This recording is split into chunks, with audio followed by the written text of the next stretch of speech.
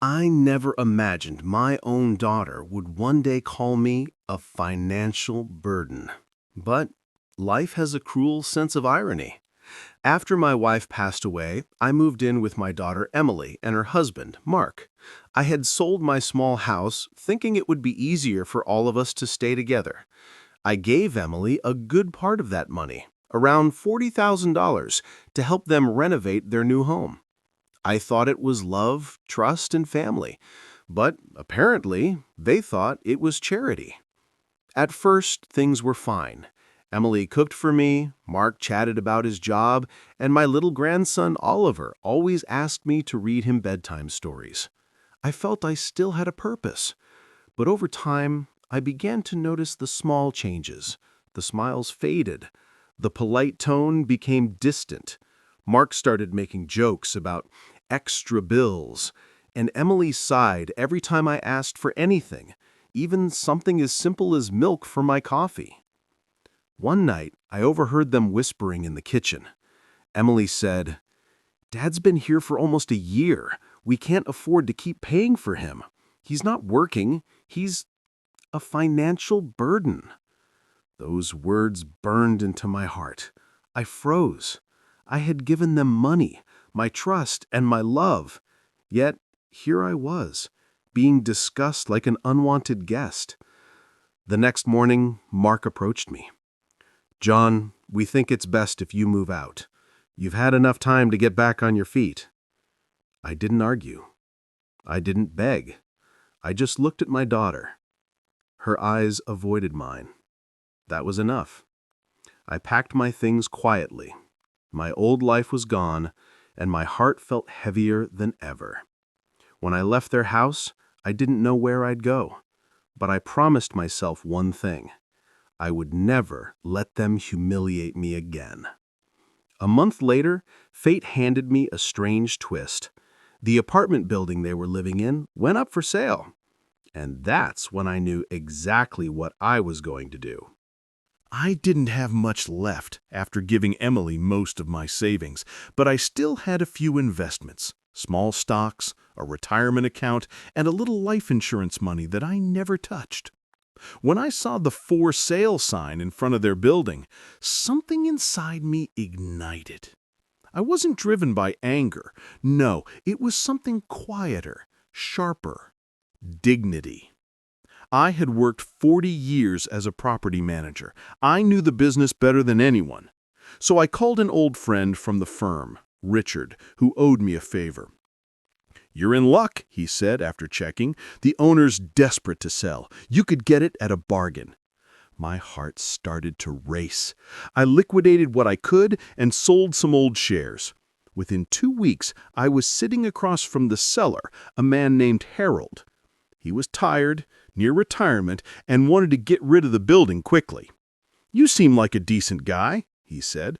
"I'd rather sell to someone who'll take care of this place than to some corporate group." I smiled. "You have my word." 3 weeks later, the papers were signed.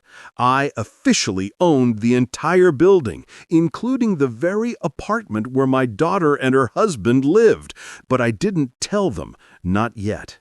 I wanted to see how long they'd continue their game of superiority. I asked Richard to handle everything as my front. A new landlord was announced, no names, just a management firm that would handle rent adjustments and inspections. One morning, Mark got an email notice from the management company. It was a polite reminder that their lease was being renewed under new ownership with a minor rent adjustment from $2,400 a month to $3,200 a month. I could almost hear the panic in their house. That weekend, Mark knocked on the building office door asking to speak with the new owner. Harold met him and listened to his complaints. "Sorry, Mr. Thompson," Harold said calmly. "Market value has increased, and the owner made this decision personally." Mark fumed. "Well, can I at least speak to him?" Harold smiled. "He prefers to stay private." The next month, I watched from my car as Mark carried grocery bags upstairs, arguing on the phone. Emily looked pale and stressed. I didn't enjoy their suffering, but I also couldn't deny the justice in it. They had called me a burden. Now they were struggling to carry their own. But fate wasn't done. 2 months later, they missed a payment. Then another. They owed nearly $9,600 in rent. I instructed Richard to send a polite but firm eviction warning. When they received it, Emily came running to the office in tears. "Please," she begged, "we just need a little more time. My dad used to help us, but he's gone now. We can't reach him." Richard nodded gently and said, "The owner will decide. Write a letter. Maybe he'll reconsider." She did. And that evening, I sat at my desk with her letter in my hands. Her handwriting trembled. "Dear Sir," it began, "we are truly sorry for the late payments. We've been going through a hard time. I promise we'll pay everything back. Please don't throw us out. We have a little boy." I stared at those words for a long time. My eyes filled with tears. My own daughter, who had once called me a burden, was now begging me for mercy. I didn't sleep that night. Part of me wanted to forgive her instantly, to tell her the truth, to go hold my grandson again. But another part whispered, "She needs to learn the value of what you gave her." So I waited 1 more week. When they received the final notice, Mark stormed into the office again. "This is insane! Who is this owner? I need to talk to him now." Richard smiled calmly, then dialed my number on speaker. "He's available," he said. I answered, keeping my voice steady. "This is John Thompson speaking." There was silence. Then, in a trembling voice, Emily whispered, "Dad?" I finally said, "Yes, Emily. I'm your landlord now." The silence that followed was heavier than anything I'd ever felt. On the other end of the line, I could hear Emily's soft sobs. Mark didn't say a word. His pride had been crushed into dust. I took a deep breath and said calmly, "When you both called me a burden, I didn't argue. I left because I didn't want to be where I wasn't wanted. But life has a strange way of balancing things, doesn't it?" Emily whispered, "Dad, I'm so sorry. We didn't mean—" I stopped her gently. "You meant every word. And maybe it's good that you did, because it forced me to remember who I am, a man who worked hard, built a life, and raised a family, not a burden." There was silence again. I could hear Oliver in the background asking, "Mommy, why are you crying?" That voice hit me like a wave. My grandson, the only innocent one in all this. I softened my tone. "Emily, listen, I'm not calling to shame you. I just want you to understand the weight of what you said. You and Mark needed to face responsibility, just like I did when I was younger." Mark finally spoke. His voice cracked. "Mr. Thompson, Dad, I was stupid. I let stress and money get the better of me. We should have treated you better." I let his words hang in the air. "Yes, you should have," I said quietly. "But maybe there's still time to make things right." That evening, I went to the building myself. When they opened the door, their faces said everything. Shame, regret, disbelief. Emily's eyes were red from crying. Mark stood behind her, head low. And little Oliver ran toward me, yelling, "Grandpa!" He hugged my legs tight, innocent and joyful. I knelt and held him close. That small moment melted the ice in my heart. Emily whispered, "Dad, we've been horrible to you. We don't deserve your forgiveness." I looked at her and said, "Forgiveness isn't something you deserve. It's something you earn." Then I handed Mark a paper envelope. He looked confused. "What's this?" I said, "Your new lease. It's been adjusted to a fair rate. You'll pay what you can until you're stable again. No interest, no late fees." Emily burst into tears again. "You're still helping us after everything we did." I smiled faintly, because that's what family does. But don't ever forget, respect isn't a gift, it's a choice. We sat down together for the first time in months. Emily brought me tea like old times. The awkward silence slowly turned into soft conversation. Mark apologized again and promised to repay what they owed. I didn't need the money. What I needed was for them to grow, to understand gratitude. Before leaving, I turned to Emily and said, "You called me a burden once, but remember, what you think is a burden today might be the reason you stand tomorrow." She nodded, tears still falling, but I saw something new in her eyes, humility and love trying to return. I walked out of their apartment feeling strangely at peace, but little did I know, that peace wouldn't last long, because a week later, something happened in that building that would change everything again. A week after that emotional reunion, I started to notice strange things happening in the building. Late-night knocks on doors, flickering hallway lights, and complaints from tenants about missing mail. At first, I thought it was just coincidence, maybe a faulty system or careless delivery. But then one morning, I received a call from the property manager. Someone had tried to break into the utility room. The lock was damaged and a few tools were missing. My heart sank because the security footage showed something that made my stomach twist. It was Mark. I couldn't believe my eyes. The same man who had begged for forgiveness was now sneaking around the building at midnight. I didn't want to jump to conclusions, but the evidence was right there. So I decided to handle it quietly. I went to their apartment the next day, pretending it was a casual visit. Emily opened the door with a tired smile. "Dad, come in," she said softly. Mark avoided eye contact, clearly nervous. As I sat down, I said, "There's been some trouble in the building. Tools missing, locks broken. You two haven't noticed anything strange, have you?" Mark froze for a second before shaking his head. "No, nothing." I studied his face. He was lying. I knew that look. I'd seen it when he was caught cheating on taxes years ago. But instead of confronting him, I stayed calm. "Well," I said, standing up, "if you hear anything, let me know. I'll be checking the security system later today." Mark nodded stiffly, his jaw tight. Emily looked worried. After I left, I went straight to the basement to review the rest of the footage. What I found shocked me even more. It wasn't just Mark. He was meeting someone else down there, a man I didn't recognize. They were exchanging cash and small packages. Drugs, maybe, or stolen goods. I wasn't sure yet, but whatever it was happening right under my roof. My blood boiled.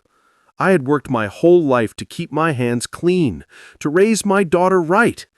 And now this man, her husband, was dragging her and my grandson into danger. That night, I couldn't sleep. Memories of my late wife flooded back. She had always said, "John, protect Emily no matter what." I had failed her once. I wasn't going to fail her again. The next morning, I called my friend Richard again. "I need a favor," I said. "Quiet investigation. No police yet." He agreed and sent a private security team to watch the building for a few days. What they found confirmed my fears. Mark was in deep trouble. Debts, illegal dealings, and connections to some shady people in the neighborhood. Emily had no idea. She thought he was just stressed from work. I felt torn apart inside. Part of me wanted to expose him immediately, but another part knew it would destroy Emily and Oliver. I had to be careful, smart, and patient. So I waited for the right moment. But destiny didn't wait for me. 3 nights later, the building fire alarm went off at 2 a.m. I rushed over in my car, heart pounding. Smoke was rising from the basement. Fire trucks arrived within minutes, and tenants were being evacuated. Among them, I saw Emily holding Oliver, crying. Mark was nowhere to be seen. "Where is he?" I shouted. "He went downstairs to get something," she screamed back. My world froze. I ran toward the smoke-filled basement, ignoring the firefighters yelling at me to stop. My daughter's husband might have betrayed my trust, but he was still family, and I wasn't about to let him die in my building. The air was thick with smoke and heat as I ran down the stairwell, my lungs burning with every breath. Flames licked along the basement walls, and the acrid smell of melting plastic filled the air. My flashlight barely cut through the haze. I shouted, "Mark! Mark, can you hear me?" No response, only the roar of fire and the shriek of metal pipes expanding from the heat. I pushed forward, ducking low, searching every corner until I heard a faint cough. "Over here," a voice croaked. It was him. I found Mark crouched behind a stack of crates, his shirt scorched, coughing violently, his face pale from smoke. He was clutching a small black bag. "What the hell are you doing?" I yelled. He gasped. I had to grab it. My papers. The money." I didn't let him finish. "Forget the damn bag. Let's go." I grabbed his arm, pulling him up, but he resisted, clutching the bag tighter. "You don't understand, John. If I lose this, we're finished," he shouted hoarsely. "If you stay, you'll be dead," I barked back. The flames were closing in. I yanked the bag out of his hands and threw it toward the fire. He stared at it in disbelief, but I didn't give him a choice. I dragged him through the smoke, both of us stumbling, coughing, eyes stinging. The stairs were barely visible, but somehow we made it up. A firefighter grabbed Mark from my arms and pulled him out into the cold night air. I collapsed against a wall, gasping. Emily ran toward us, crying, wrapping her arms around Mark. "Oh my God, you're alive," she sobbed. Mark looked at me through teary eyes, his voice shaking. You saved me." I didn't answer. I just stared at the rising smoke, thinking of the black bag burning below. Whatever secrets it held, they were gone now. Maybe that was a good thing.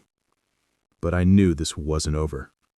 The fire department spent hours putting out the flames. When the smoke finally cleared, I walked back down with one of the officers. The basement was destroyed. Blackened beams, melted wires, twisted metal. "Looks like someone tampered with the electrical box," the officer said grimly. "Could have been an accident, but..." He gave me a look that said otherwise. I nodded, pretending not to know. Deep down, I was certain Mark had something to do with it, maybe trying to cover his tracks. Later that night, when everyone was safe and the chaos had settled, I sat outside the building, watching the sunrise creep over the city. Mark came over slowly, bandaged and silent. "John," he said, his voice breaking, "I've made mistakes. Terrible ones. That fire, it wasn't supposed to happen. I was trying to..." I raised my hand to stop him. "Not now," I said quietly. "Go be with your wife and son. There will be time for truth later." He nodded and walked away, shoulders heavy with guilt. I stayed there alone, listening to the quiet hum of the morning. My building was damaged, my trust shattered again, but my family was alive, and somehow I knew this fire was only the beginning of something much bigger. 2 days after the fire, investigators swarmed the property. Fire trucks were gone, but the smell of burnt wood still hung in the air. I walked through the charred hallway with a heavy heart, every step crunching over ash and debris. Emily and Oliver had moved to a nearby hotel, while Mark stayed quiet, almost too quiet. He didn't meet my eyes since that night. I could feel guilt radiating off him like heat from the burnt walls. Later that afternoon, a detective named Harris approached me. "Mr. Thompson," he said, flipping through his notepad, "we found something interesting in the debris. Looks like melted metal fragments and traces of accelerant near the utility room." My stomach tightened. "Accelerant?" I repeated. "Like gasoline?" He nodded. "Could be. We're not ruling out arson yet.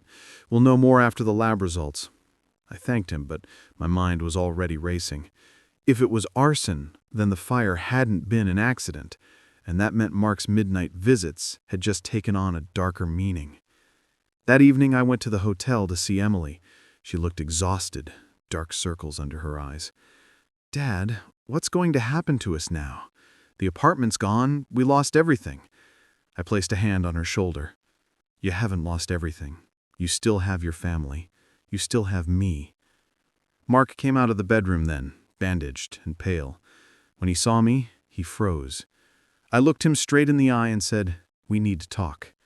He nodded silently, following me outside.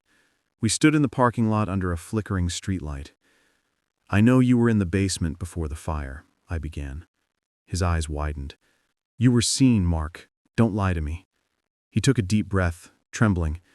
I didn't mean for it to happen. Those guys, they were supposed to just collect what I owed them. I was desperate. I thought if I hid the money in the utility room, they'd take it and leave us alone. But something went wrong. They must have come back, maybe tried to scare me. Maybe they started the fire. I felt my blood run cold. You were hiding money from loan sharks in my building? He nodded, shame flooding his face. I was drowning in debt, John. I didn't want Emily to know. I thought I could fix it before anyone got hurt. I took a long breath, fighting to stay calm. You almost killed people. You could have burned down the whole place. Do you realize what you've done? He dropped to his knees, hand shaking. I'll make it right. I swear. Just don't tell Emily. Please. She'll leave me. I looked down at him, the same man who once called me a burden, now broken and begging for mercy. It felt like some cruel twist of fate.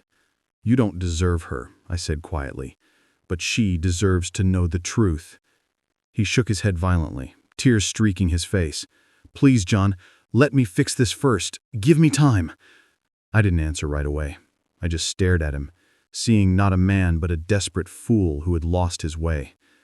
I had a feeling he wasn't planning to fix anything. He was planning to run. The following week felt like a storm quietly brewing beneath calm skies. Mark pretended everything was fine. He smiled at Emily, played with Oliver, even thanked me for being patient. But I could see the cracks in his act. His eyes darted around nervously, his phone never left his hand, and he jumped every time someone knocked on the door. I watched in silence, waiting for the truth to reveal itself. I knew his type. Men who think they can run from their mistakes, who mistake silence for safety. On the fifth night, I drove by the hotel parking lot just to clear my head. But something caught my eye. Mark was standing by a black car, talking to two men in dark coats. He was holding a duffel bag, the same kind he used to hide in the basement. My gut twisted. I turned off the engine and watched from the shadows. One of the men grabbed Mark by the collar, shouting something I couldn't hear. Mark handed them the bag with trembling hands. They counted the cash, then pushed him away and drove off. Mark stood there shaking, wiping sweat from his face. He looked like a man who had just traded his soul for one more breath of freedom. I waited until he went back inside before leaving. The next morning, Emily knocked on my door in tears. Dad, have you seen Mark? He's gone. His phone's off. His things are missing. I clenched my jaw but kept my face calm. No, I lied softly, but I'll find him. She nodded helplessly, clutching Oliver. Please, Dad, don't let him leave us. After she left, I sat down with my coffee, heart pounding. Mark had disappeared, but not for long. I knew where he'd go. There was an old bus terminal downtown, the kind of place desperate people vanish from. I drove there by sunset, and sure enough, there he was, standing near the ticket counter, a small backpack slung over his shoulder. I walked up behind him and said quietly, "Running away again?" He froze. Slowly, he turned around, eyes wide with shock. "John, save it," I cut him off. "You had a week, and this is what you do with it? Steal money, pay criminals, and abandon your wife and child?" He swallowed hard, guilt flooding his face. "I wasn't abandoning them," he said, trembling. "Those men, if I stayed, they'd come for us all. I had to get away before they—" I stepped closer, my tone sharp. "You think leaving them alone is protecting them? You don't get to run. Not anymore. You face what you've done." He looked defeated, shoulders slumping. "You don't understand," he whispered. "They'll come after you too now. You burned their money." I frowned. "What are you talking about?" He looked around nervously, then leaned closer. "That fire? It wasn't just about me owing them. They were storing something in your basement. Something illegal. When you threw that bag into the fire, you destroyed it. They think I told you." My chest tightened. "You're saying those men are coming for me?" He nodded slowly. "Both of us, probably. They don't leave loose ends. At that moment, the realization hit me like a punch to the gut. The danger wasn't over. It was only beginning. Mark looked me straight in the eyes and said, "If we don't do something fast, John, your whole building, your family, they're all in danger." For a few seconds, I couldn't breathe. The night air around the bus terminal felt heavier, colder. "They're coming for my family," I whispered, the words tasting like metal. Mark nodded slowly, panic flickering in his eyes. "We have to go to the police," I said firmly. "No," he hissed. "You don't understand these people. The moment they hear cops are involved, they'll come for everyone. Emily, Oliver, you." I grabbed his collar. "Then you tell me exactly who they are." He stammered. "They call themselves the Crow Street Group. They run smuggling routes, money, fake IDs, weapons. I borrowed from them months ago when we were behind on bills. I thought I could pay them back, but when I couldn't, they used our building to hide their stuff." I felt my whole body tense. "So you put my property and my daughter's life under criminals for money." He dropped his head, shame flooding his face. I took a deep breath, forcing myself to think. "Listen," I said quietly, "you got us into this mess, but I'll get us out. You're not running, you're coming with me." We left the terminal together, driving back to the city in tense silence. My hands gripped the steering wheel so tight my knuckles went white. I called my friend Richard, who had contacts in law enforcement, and told him everything. "John," he said seriously, "don't stay at your apartment. I'll get a detective friend to handle this off the record. Keep your family somewhere safe tonight." That night, I drove Emily and Oliver to a friend's cabin 2 hours away. Emily was terrified and confused, but I told her only what she needed to know. "Everything will be fine," I said softly, though I wasn't sure I believed it.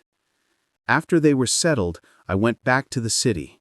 I had unfinished business. The building was dark, quiet, almost eerie. I entered through the side door and checked the basement. It was still charred, the smell of burnt chemicals lingering. Then I heard it. A faint creak upstairs. Someone was in the building. I turned off my flashlight and moved slowly up the stairs, heart pounding. In the hallway, 3 figures in dark coats were moving toward my office. They weren't tenants. One of them kicked the door open, and I heard a voice growl, "Find him, the old man knows." My blood went cold. I hid behind a corner, silently dialing Richard. "They're here," I whispered. "Send help now." Before I could hang up, one of the men spotted me. "There he is!" he shouted. I ran toward the stairwell, the sound of boots pounding behind me.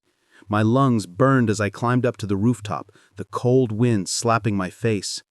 When I turned, one of them was already there, pointing a gun at me. "You shouldn't have burned it, old man," he snarled. "That wasn't your money." I raised my hand slowly. "That wasn't your building," I replied. He stepped closer, finger tightening on the trigger. And then a voice behind him yelled, "Drop it!" It was Mark. He had come back. The man turned just long enough for Mark to tackle him. The gun went off, echoing through the night. Another man lunged at me, but I swung a metal pipe from the rooftop vent, hitting his shoulder hard. He stumbled back, cursing. Within seconds, police sirens wailed below, the backup Richard had sent. Red and blue lights flashed across the rooftop. The men tried to flee, but officers swarmed in from every direction. It was over. I stood there, chest heaving, the city skyline glowing in the distance. Mark sat on the ground, clutching his arm, blood trickling from a graze. I knelt beside him. "You came back," I said quietly. He nodded weakly. "I had to. I caused this. I couldn't run anymore." For the first time, I believed him. Days later, after the arrests, the police confirmed everything. Mark's confession helped them take down the Crow Street Group for good. The fire, the threats, the fear, it was all finally behind us. A few months passed and the building was repaired, stronger than before. Emily moved back in with Oliver, and Mark, after serving community service and counseling, worked every day to earn back the trust he had lost. One evening we sat together in the courtyard, watching Oliver ride his little bike. Emily smiled again, the first real smile I'd seen in months. "Dad," she said softly, "I don't know how to thank you." I looked at her and shook my head. "You don't have to. Just promise me something. Never forget what we went through, and always protect what matters most." She nodded, eyes shining. Mark walked over, holding out his hand. "I know I can't undo the past, but thank you for not giving up on us." I took his hand and said quietly, "Don't thank me yet. Just make sure you never become the man you used to be." We stood there in silence for a moment, the evening breeze warm and gentle. The pain, the betrayal, the fire, all of it had forged something new in us. Not perfect, but stronger. As the sun dipped behind the skyline, I looked at my family and thought about how everything had started, with a single word: burden.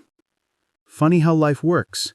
The people who once pushed me away now stood beside me, and I realized something I almost forgotten.